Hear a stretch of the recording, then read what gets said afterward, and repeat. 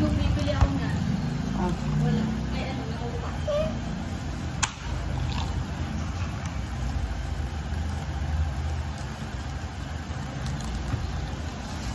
Buka na ng plate kasi baka magpapunta. Kasi I'm sure magtatapon ka talaga. Sabi mo sa pito. Wala kayo ko. Strawberry. Nasibong mo ako.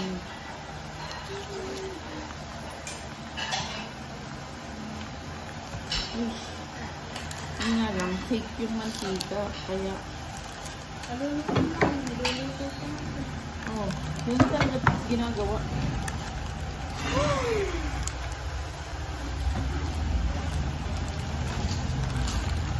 Hindi na tayo maghahaponan.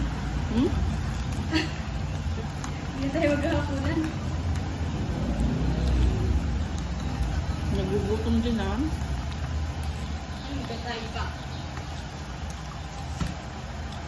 Wala na kanin? Yan. Hmm?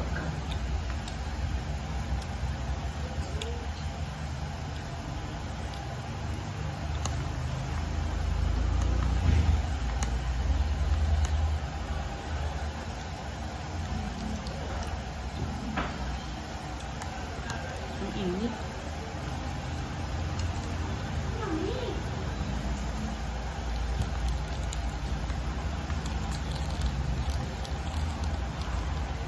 Fake parang yung mantika kaya ganito. Sinisip-sip.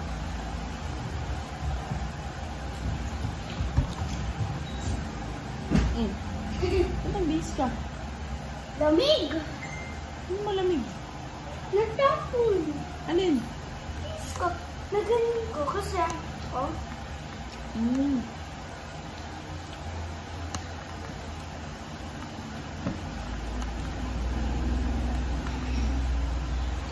pero masarap.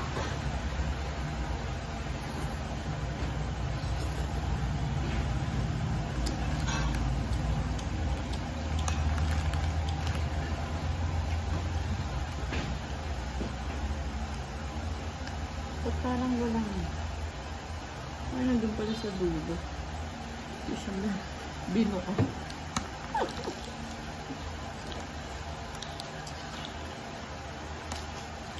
Hmm.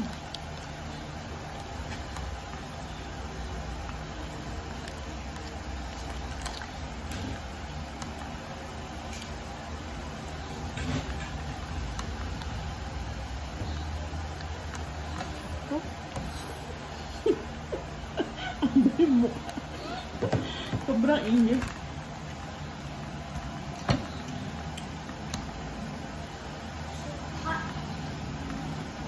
Hindi.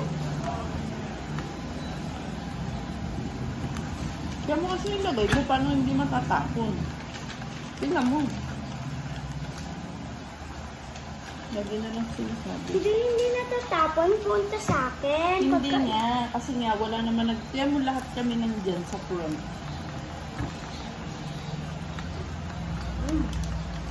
Tama yun.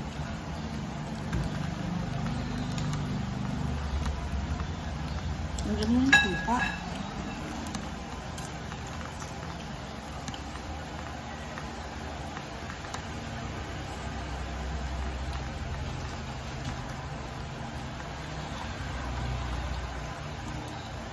Nakakabusog pa naman to. Ang laki.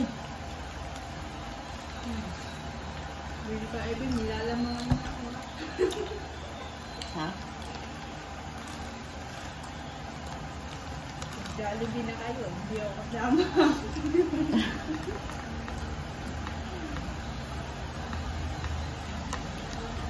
Siya nandun lang sa bahay, nagluto.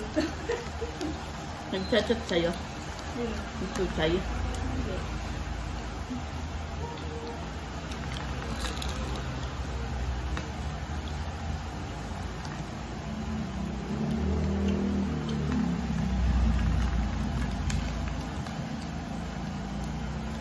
Alam mo yung suka?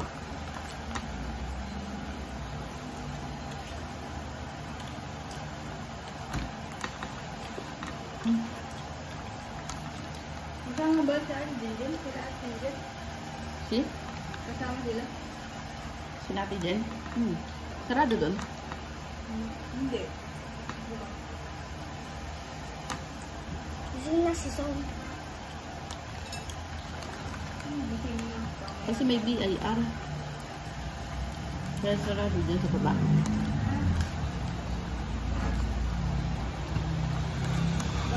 Ow, ow, ow. Ha? Wala namang permit din dyan sa babae. Sa highway. Meron naman kasi bawal magbenta. Kaya pala sinaka. Kala ko naglaroon sa atin meron. Eh baka maghanap ng mga kung anong papel ng BIR.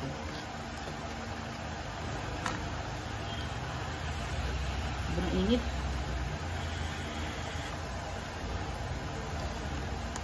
Ano nasabi ito?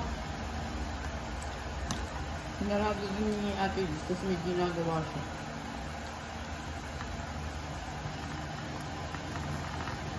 Yung customer kanina, nakabenta kami. Ipapadala sa lala mo bukas. Tinatapos ni Ate Liz. Eh, nagsarado na rin kami kasi baka pumunta ng BIR. Nag-post nga si Tita Lana. Sabi, may BIR po sa Gedli. Sino lang pagkawin mo? Si Sir. Nakita niya kanina. Dumaan dyan kanina. May tindumaan. Ayun sila, maghapon lagi. Pag nag-iikot. Buti hindi napasok sa atin meron. Muntik pa nga. Bakit? Sinabihan ni Sir si Ate Mayra. Tapos ang sabi daw ni Ate Mayra, sige, tatawagan ko muna si Tita. Then sabi, hindi, sarado muna. Huwag mo muna tawagan. Mamaya mo na tawagan pag nasarado mo na.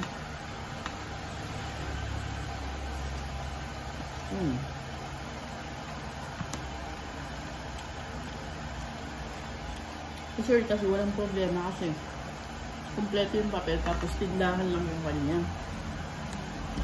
Yung sa highway naman, kumpleto rin yung papel kaso yung gawaan kasi.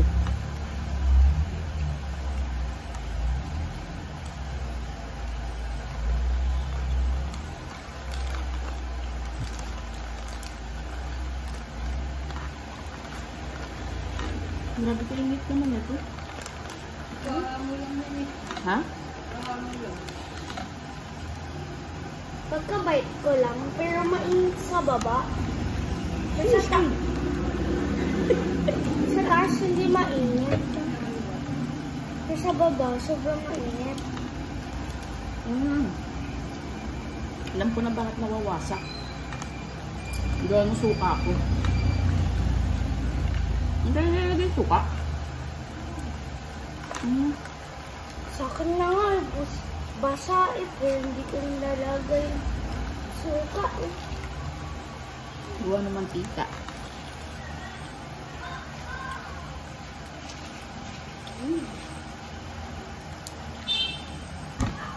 Diretso ako na na isa. Gusto ako ng donut eh. Yung tanghali nag-donut. Baka 3 donut na kanya niya eh.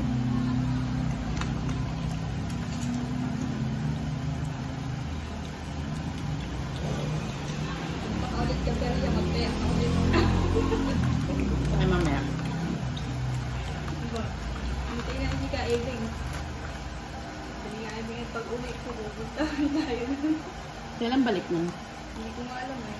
Sabi, 2 araw lang daw siya dun.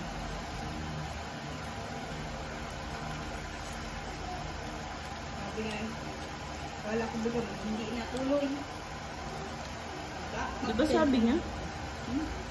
Di ba sabi niya? Ayoko pumunta dun. Pabayaan mo sila. Tapos nung kinabukasan ng umaga, bigla aalis na. Hindi matiis yun. Igawa ng tutay nga daw, walang katulog. Wala na magluluto. Yes pala, pag nilalagay nila, inaano nila yung karne. Ni-spread. Para nasa isang spot lang kasi. Napakadami naman yan. Pangahati. Ha? Pangahati. Okay, sa kubos na.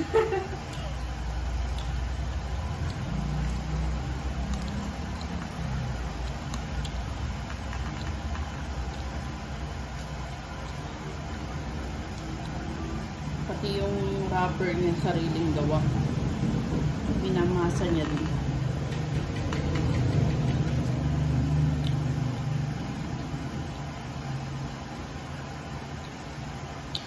Yan pala, kinakalat niya yung longgan. Longganisa yun eh.